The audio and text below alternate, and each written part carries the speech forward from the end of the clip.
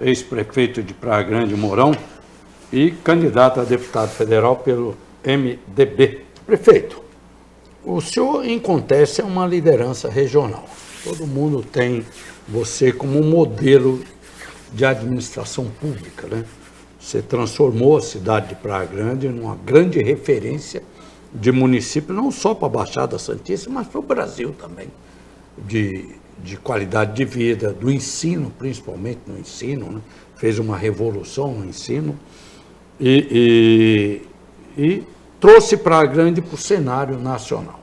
Aquela cidade, o Patinho Feio do litoral, da Baixada Santista, é uma referência de desenvolvimento. Qual o segredo disso? O que o senhor fez para transformar Praia Grande? E a credibilidade. Primeiro, que eu acho que sem planejamento você não vai a lugar nenhum, na sua vida pessoal, empresarial e na vida pública.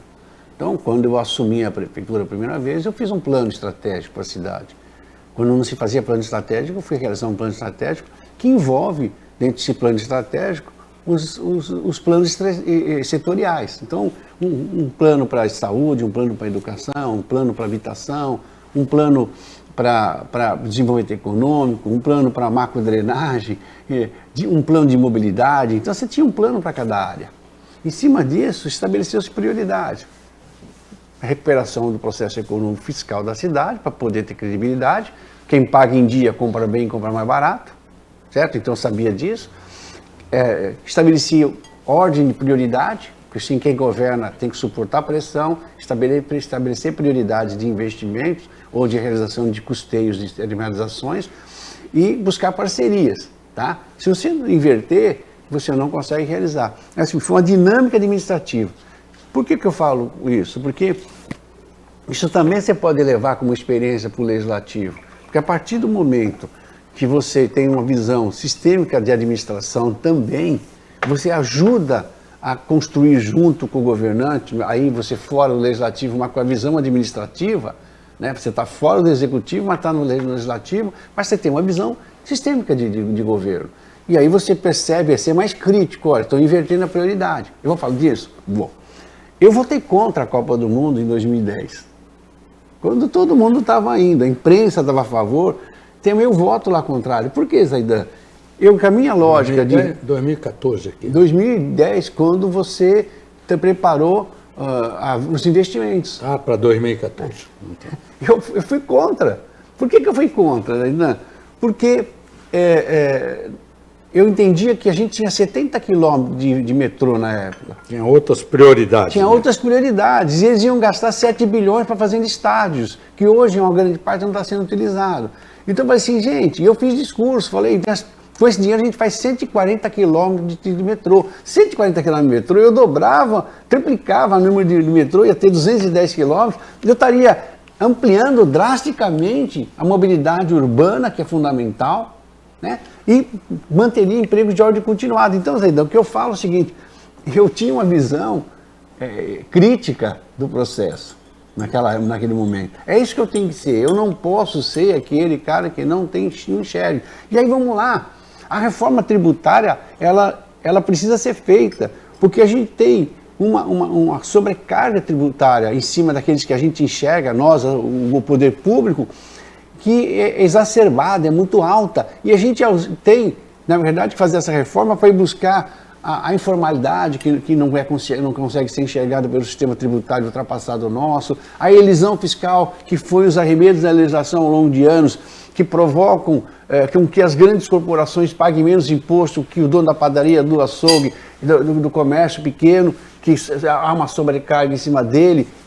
É um problema local, você vê, mas eu estou olhando o sistêmico lá em cima para dizer o seguinte, uma ação macro dessa resolve o problema micro do cidadão que está nos vendo agora, que está nos escutando. Então, quer dizer, parece que é insignificante, mas é muito significante para ele essa ação. Esta é a diferenciação de um parlamentar que tem uma visão sistêmica. Depois, essa reforma tributária tem que vir para ajudar o país a se tornar mais competitivo, né? Onerando menos a produção para poder ter menos custo e capacidade de exportação. Então, quando eu olho que eu falei da mobilidade aqui, eu falei da mobilidade, Zaidan, na área de transporte de massa de pessoas. Mas tem a mobilidade da carga, tem a mobilidade das áreas de influência para setores econômicos importantes. Então vamos falar assim, para nós, a duplicação da Rio Santos, lá de Guarujá até o extremo da região sul do litoral, ele é importante para desenvolver uma matriz econômica importante para nós. Essa região que envolve desde lá do Guarujá até aqui em São Sebastião, ela é importante para resolver os problemas de crescimento econômico da matriz do turismo. Nós temos um litoral maravilhoso, que aqui ainda vai viver muito tempo, mas às vezes afugenta as pessoas irem pelo longo percurso de retorno, né? Insegurança dos acidentes e tudo mais. Essa duplicação, só que essa duplicação vindo com os viadutos dentro de Bertioga, as passagens inferiores que nem eu fiz em Praia Grande, resolve a integração dos bairros com o centro, que é onde as pessoas moram lá de lá e trabalham lá de cá. É manter a segurança das pessoas. Olha que nós estamos falando de formas, discutindo um problema sistêmico. Aí quando você olha para o sul, em direção depois de Praia Grande já está duplicado, quando você olha para lá, quando você liga a BR-116 até Peruíbe, você vai permitir que o fluxo de turismo que chega a Peruíbe e Itanhaém, vindo ao contrário pela BR-116, você vai ligar o Vale do Ribeira, que tem material estratégico, com o Porto de Santos, você vai então estar melhorando aquele fluxo ali, então, e você vai estar melhorando toda a mobilidade de carga daquela região. Quando você fala em discutir ferro-anel, você está discutindo a reforma dos dois ramos ferroviários da Baixada Santista, que vão destravar o Porto de Santos e vão destravar o sistema imigrantes, que tem 2 faixas de caminhão, um monte de carro hoje. Quando você pega mais container transitando por ferrovia, você melhora, diminui o número de caminhões na estrada, melhora o custo do Brasil. Então eu estou falando que eu não posso ser a visão local, vai ter um problema aqui, outro ali, vou ter que ir lá interferir, mas eu preciso olhar o que está fazendo com que a gente está empobrecendo regionalmente e o que está barrando o país. Então eu falo dessas questões. E aí, Zaidan, eu não posso falar assim, ó, tem 14 milhões de pessoas hoje no Brasil desempregadas, mas tem 4 milhões de pessoas, 4 milhões de empregos sendo procurados. Você entra numa padaria, falta gente, você entra num restaurante, falta gente para trabalhar, sabe por quê, Zaidan? Não tem qualificação. Você precisa fazer um projeto macro. O IBGE está aí na rua, eu espero que faça um levantamento para que o próximo governo se debruce sobre essas informações o mais rápido possível e fale assim, o que eu vou fazer com essas pessoas que estão desempregadas? Até que anos elas estudaram, que idade elas têm, qual é a vocação delas? E fazer um mutirão de requalificação profissional. Senão, se você apertar um pouquinho mais a economia para crescer, vai faltar mão de obra e cresce a inflação. Que é a questão da lei da demanda. Então a gente precisa discutir educação qualitativa, para que a mãe não fique falando assim, olha, o meu filho está sem perspectiva, que é o que acontece mais, eu fui bater na empresa ali, e falaram que eu não tenho experiência, que eu tenho 18 anos, não tenho experiência, então eu nunca trabalhei, eu não posso trabalhar com menor de idade e também trabalhar, porque se tem educação equivocada. Aí entra o erro do governo. Escolas federais maravilhosas que tem, a gente não precisava inventar um novo programa, a gente precisava só instalar esse programa em qualquer cidade. A gente não precisava inventar um período integral que o ex-governador inventou, e sim ter replicado as ETINs, que são fantásticas.